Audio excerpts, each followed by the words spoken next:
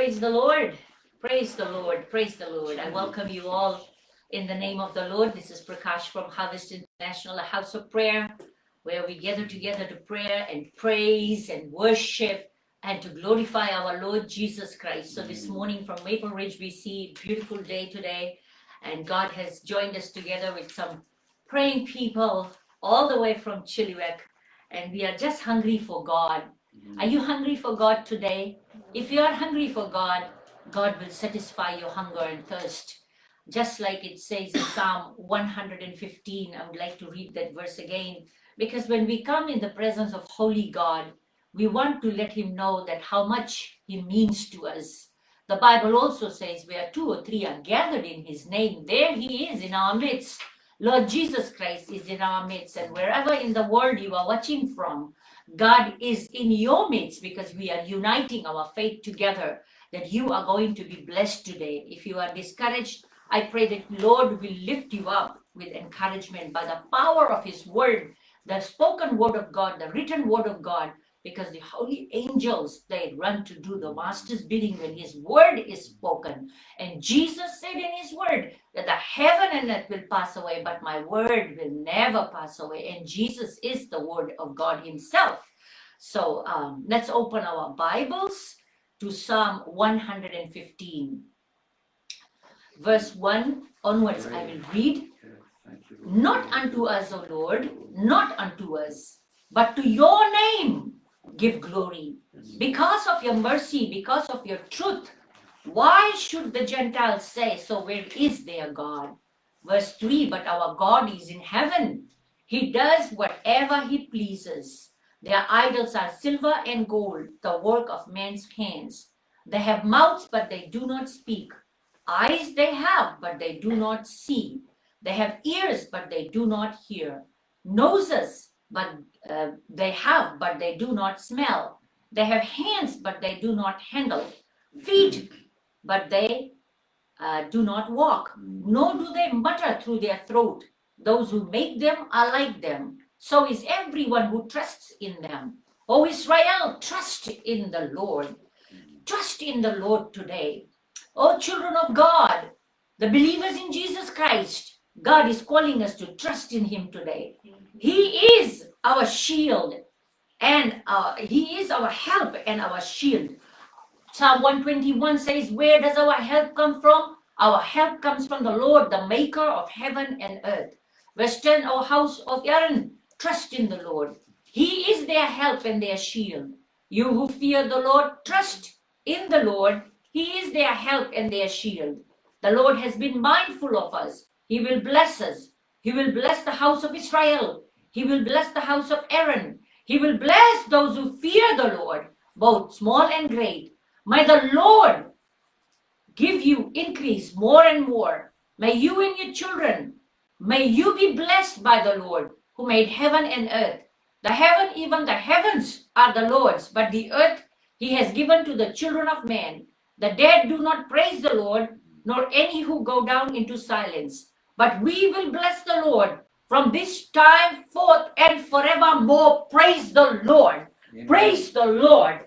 Praise the Lord. Hallelujah. So Father, give us listening ear, Lord God, and give us understanding heart, Lord. A mind that will comprehend your word, Lord, that you are a big God. You are a righteous God. You are a prayer answering God. Hallelujah. Bless your children today in the mighty name of Jesus Christ we pray. Hallelujah. So today my subject is a prayer life of a believer.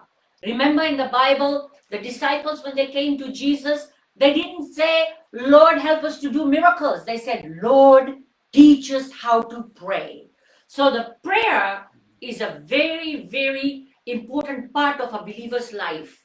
The Bible also says that our Lord is seated at the right hand of the Father, and He is interceding for us. You might think nobody is praying for you, but yes, the Lord, through the power of His Holy Spirit, is speaking to you today. There are people praying for you, and in fact, Lord Jesus Christ is praying for you. And the Word of God says that we must come humbly before His presence and acknowledge Him that He is our Lord and Savior. So today I'm going to talk about a few things. Number one, it is very important when we pray, we must allow God to talk to us. So in order for God to talk to us, we have to have a quiet time in our prayer times. So we have talked, we have spoken, we have poured out our heart before the Lord. Now it is time for us to quieten our soul so we can listen to what the Lord is saying. Because prayer is not a monologue, it's a dialogue between you and your Savior. So the Bible also says that my sheep hear my voice. God can speak to you through many ways. When you come before the Lord, set up a time. Someone said, if you set up 15 minutes a day for 21 days, it will become a habit. So as we have entered into this new year, the Lord is calling us. You know, people can say prayer during meal times or while they are driving for protection. These prayers are also good. But if you want to do your assignment on the earth that Lord has purposed for you to do on this earth, you have to spend time with God. Number one, Bible. Number one, the book of life. Bible is our roadmap for our life. So faith comes by hearing and hearing by the word of God. Number two is the book of life. God has written our names in his book for those who have called upon name of Jesus, called upon the name of Jesus, Amen. And made him his Lord and Savior. That's book number 2. Your name is written in the Lamb's book of life. Number 3 is your book. Psalm 139 verse 16. Let's go there. Psalm 139 verse 16. You will be able to remember these 3 books while you are in prayer. Because when we come in prayer, we must come with a road map where exactly we are going with God.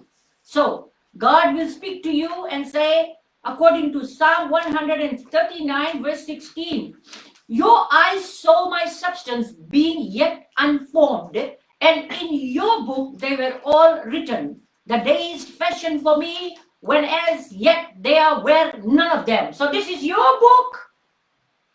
Come with your Bible, knowing that you have received Jesus as your personal Lord and Savior, so you can come boldly before the throne of grace, and knowing in your mind that God has your book written already.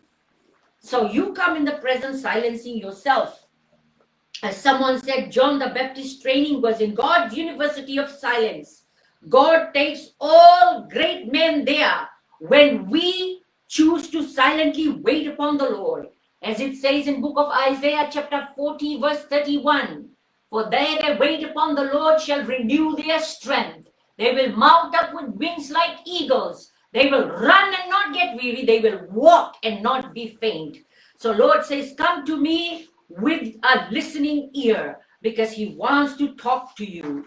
And in your heart, when you are communing with God, in the silence of your speech, God will speak to your heart. And the Holy Spirit will minister to you. So you must invite the Holy Spirit to be with you in prayer. And just wait upon the Lord according to Isaiah chapter 40 verse 31. You may say, how do I enter into worship? How do I enter into praise?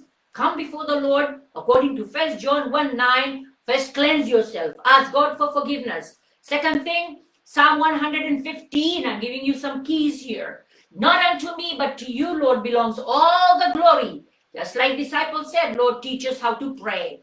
What is the best way to pray is to ask the Holy Spirit to come and help you to pray. And acknowledging that our dependency is depending on Jesus and Jesus by the power of the Holy Spirit and him alone. Amen. There was a man by the name of John Anthony Hayne. He said, I know nothing about cars except where to put the gas, oil, water, and air, and roughly what happens when I use the controls.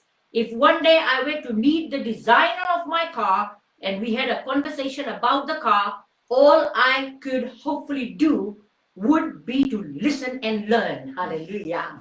Since God knows everything, we should never do all the talking in prayer. Only this way will we really begin to comprehend all God desires to do through our prayer. Hallelujah. In book of Habakkuk chapter 2 verse 1 it says, I will stand my watch and set myself on rampart and watch and see what he will say to me and what I will answer when I am reproved. Hallelujah. So we are to watch and pray and to listen. Hallelujah. God gives us creative thoughts to the listener, just like King David received the blueprint of how to build the temple. He didn't build the temple, but Solomon did, but God gave him blueprints. If you want blueprints of your life, this is so exciting. So exciting to come to God in prayer and to seek Him, because He has already manufactured everything, just like this car. The dealer knows everything. So you come to the lover of your soul, who has made us in His image, who has called us into partnership. God will not do anything until He talks to us and tells us how we can come in partnership with Him. What a great privilege we have as a believer to come into His presence with thanksgiving and a heart full of goodness and mercies of God that will overflow with the heart of a soul that yearns to listen from His Maker, the Maker of the universe, the doer of everything, the lover of our soul, is calling us to come into a deeper relationship with Him this morning. Hallelujah. Yeah. The next thing that I want to talk about is the power of meditation. It's a power of meditation. There's an illustration that says, in planning for a special trip, we need to secure brochures explaining the destination. We acquire a map to discover the best route to that destination. Even before the departure, we begin to think about activities that this vacation will involve. We might sit back and quietly evaluate our plans. In essence, this is meditation. Meditating. How do we meditate? Spiritually, meditation is prayerfully think over a matter or passage of scripture, thoroughly observing the message. Maybe in the object of our meditation might be expressed in evaluating the matter in reference to God. Hallelujah. So these are the scriptures I'm going to give you how you can meditate.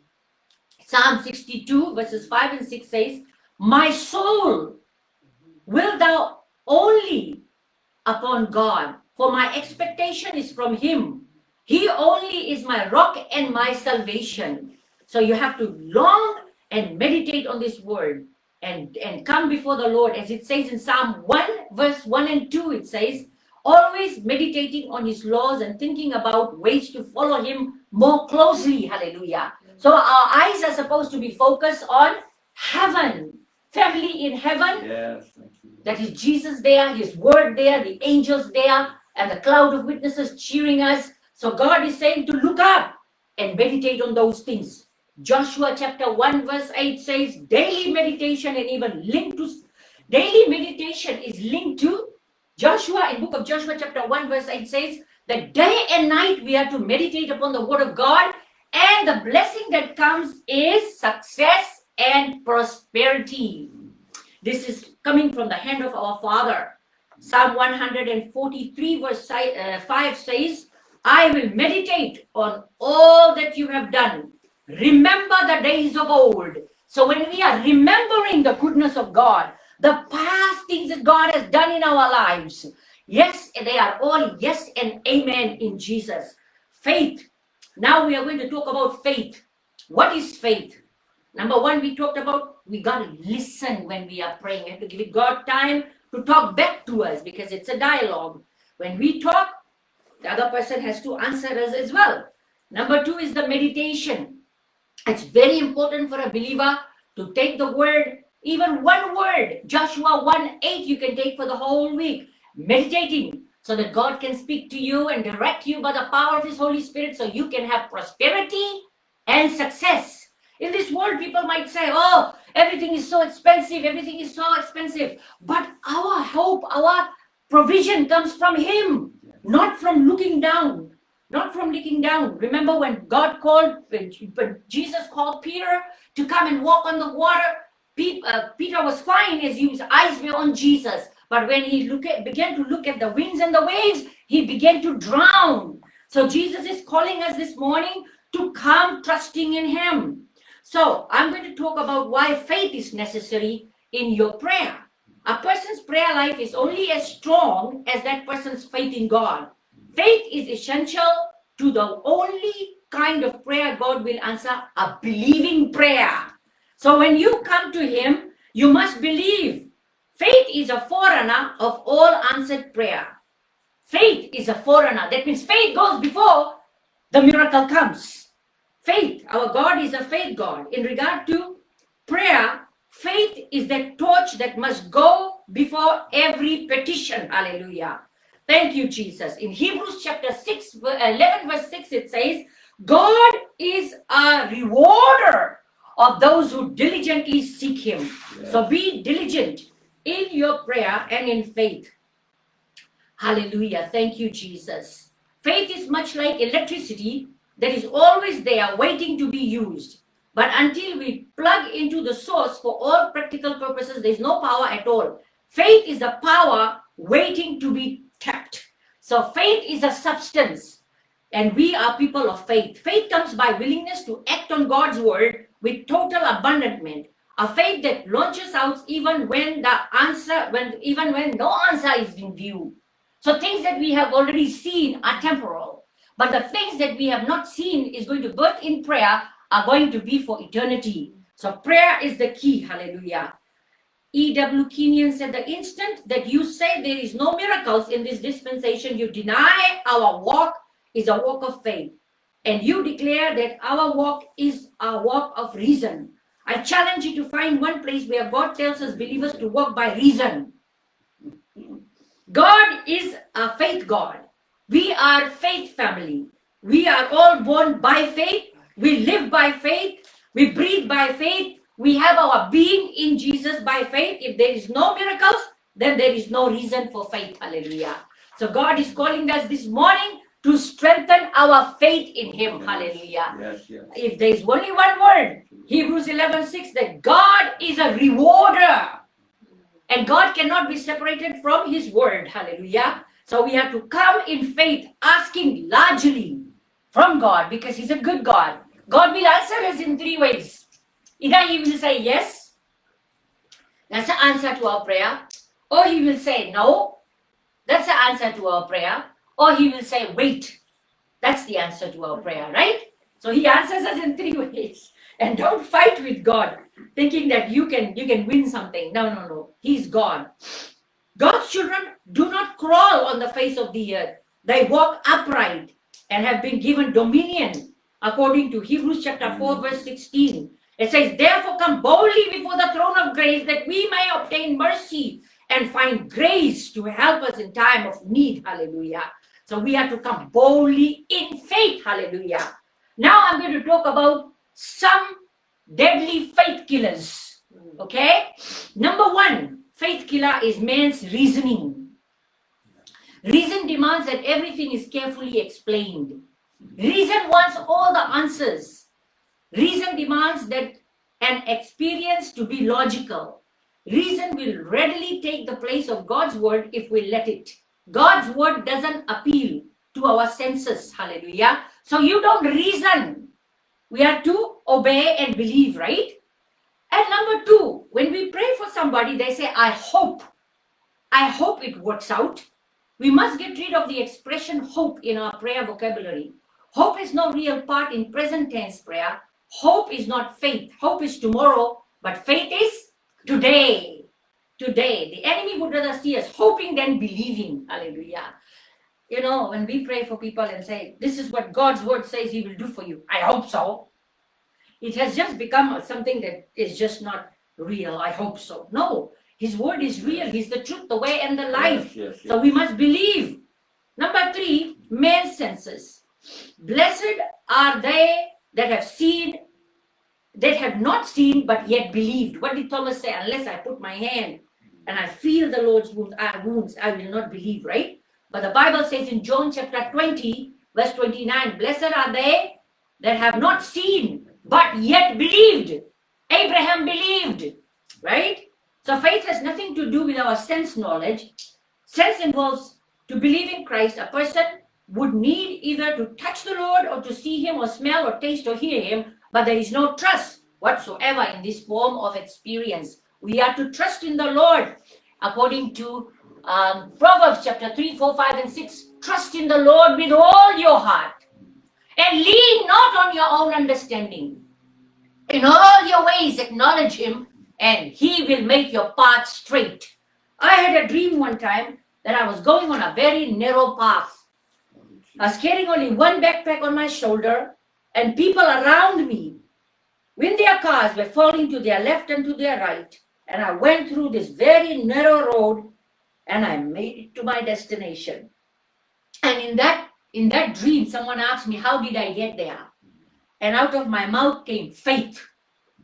And the scripture that came before me was, trust in the Lord with all your heart and lean not on your own understanding. In all your ways acknowledge him and he will make your pathway straight. Hallelujah. So the scripture will talk to you because it's the true word of God. And don't think negative. If we confess sickness, sickness would be the expected result. If we confess poverty, poverty will come our way. The fact is, negative thinking produces negative results. Hallelujah. So remember, Proverbs chapter 18 verse 21 says that the power of death and life is in the tongue. Hallelujah. The Lord is calling us to have faith, no doubts, in order to receive your blessings. Doubt delays and often destroys faith. Faith destroys doubt. So doubt delays and often destroys faith. Faith destroys doubt. The blessed book does not say, if thou can explain the scriptures, all things are possible to him that explaineth. God, being who he is never explained in time, nor we will ever try in eternity to explain either himself or his ways. Hallelujah. So don't question God. We are to obey God. Hallelujah. So remove all the if from your prayer vocabulary. If the word if should be removed from our vocabulary of prayer, too often we drain faith of all faith. We say, it is your will. We should say, if it is your will. This expression must not be used to provide us a way out in prayer. That prayer is not answered. Determine in advance, praying with the help of scripture, whether our request is God's will. In this way, we can pray in total faith. I remember when we were praying for our household salvations. All I know that scripture says in Acts 16:31, believe on the Lord Jesus Christ and you will be saved, you and your household. At that time, we were only few people saved, but each time I will take communion, I will come before the Lord and I say, Lord, this is your body and this is your blood, which was given for the entire world to come and receive you as your personal Lord and Savior. So right now, whoever is not saved, they are pre-believers. They are pre-believers. So I will take the communion and I'll pray for them. And little by little, they all came into salvation, except for one who's still coming in the name of Jesus. Yes, they're still coming. So these are the things that we need to do. The fifth way is we need to travail in prayer. Travail in prayer. Deep brokenness and groaning. That's another level of prayer. Travail is the dying part of prayer. Like an expectant mother who feels she is at the brink of death during childbirth. A similar dying process takes place when we travail in prayer. It's a process that takes much time and dedication. According to John 16:21, when a woman is in labor, she thinks that she will die, right? But after she receives the baby, she forgets about all the anguish and she looks at the baby and immediately says, I'll have another one. So this is how it is, that God wants to come in travailing prayer. That we are not to let go of the horn of the altar and say, Father, your word says, I want to see your kingdom come. I want to see your will be done on this earth.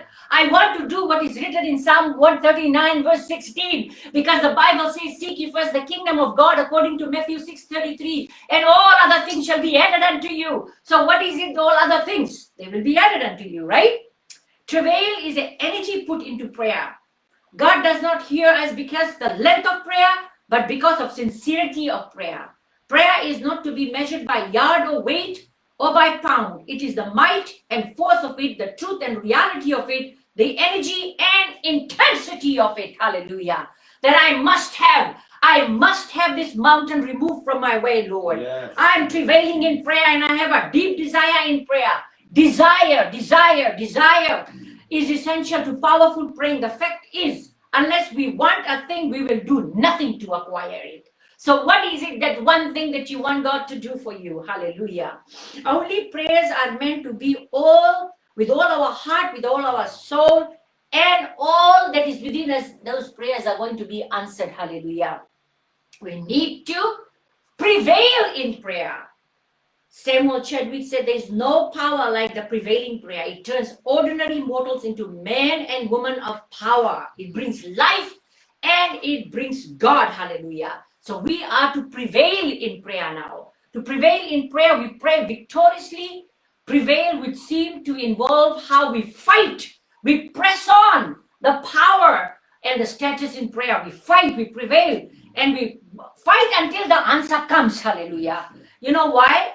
Because we know that Jesus has already given us the victory. So when we fight, we are prevailing in prayer, we are fighting the real enemy. This has often been labeled as wrestling in prayer.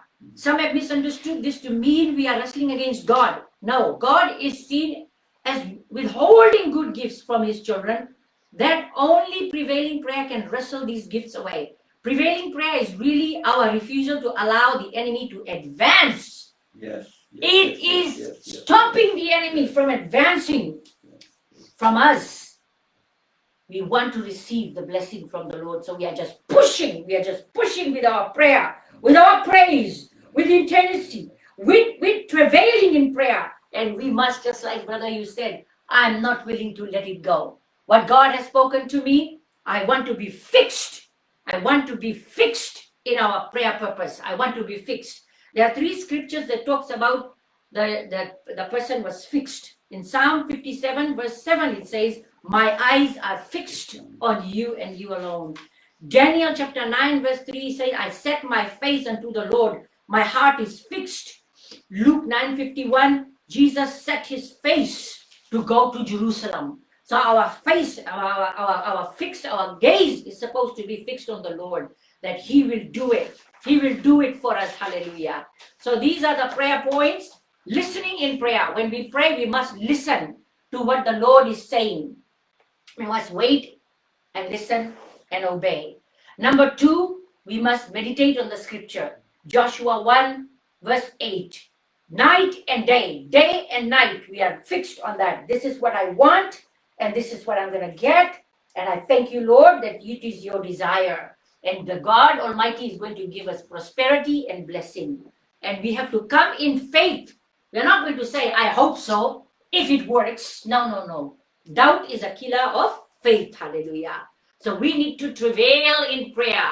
Just like a mother giving birth until she sees the baby on the scene. She's not giving up. She keeps pushing. Push. Pray until something happens. Hallelujah. Amen. And the answer is yes and amen in Jesus Christ. Jesus would have answered our prayer just like that, but we would not learn anything, right? So Jesus wants us to come and travail in prayer, and knowing that he has called us to come boldly to prevail in our prayer. The Holy Spirit is helping us. The angels are helping us. So we just have to come boldly with clean heart and pure motives, and God is going to answer your prayer. So God bless you, and I hope that you will, I trust and I believe that you are going to gain something from this message. And if you have not received Jesus as your personal Lord and Savior, there is your invitation today. Come boldly before the throne of grace. Say, Father, I have sinned against you. Today I ask that by the blood of Jesus Christ, please forgive me my sins and wash me with your blood. And I want to be your child so that I can also pray like this. So if you have said that prayer, Jesus has forgiven you. And he wants you to come boldly before the throne. Go to a church, get a Bible for yourself, and then start praying. Go to a church where the pastor will nourish you and bless you with God's word. So Lord, I thank you that you have called us to listen to you in prayer, Lord. And you have not left us alone, Lord. Bless your children. Even sometimes people may have hard time listening, Lord. But you have also given us the word in Joel chapter 2:28 that you will speak to us in dreams and visions. Hallelujah. So another thing you can do is you can pray and then go take a nap and say, Lord, speak to me, for I'm listening. So that's the starter. And then number two, just read the Bible. You can read the book of Psalms in one setting or Proverbs in one setting, and the Holy Spirit will speak to you. So start meditating on that. And then come with faith, just like the disciples said to Jesus, Lord, give me more faith. Because faith is also given to us by God. We cannot produce faith. A measure of faith has been given to every one of us. So to increase it, you can ask the Holy Spirit to give you more faith. And in any task or anything that you are doing and you are not seeing results, just ask the Lord. Lord, take away my unbelief and give me faith. Hallelujah. Then you come and set aside 15 minutes just to pray and seek Him and say, Lord, I want you to answer. I guarantee you, in the name of Jesus, you will see goodness of God in your life. And when answer to the prayer comes, then go to the next one. Tell somebody about your experience. Tell somebody about the goodness of God. Tell somebody about Jesus. And then you will be blessed with more. This is how we start, little by little, step by step. And we are going to receive more and more. And never be ashamed to prevail in prayer, because that is our inheritance. God has called us to be people of prayer, just like the disciples said, Lord, teach us to pray. So God bless you until we see you next time. Amen.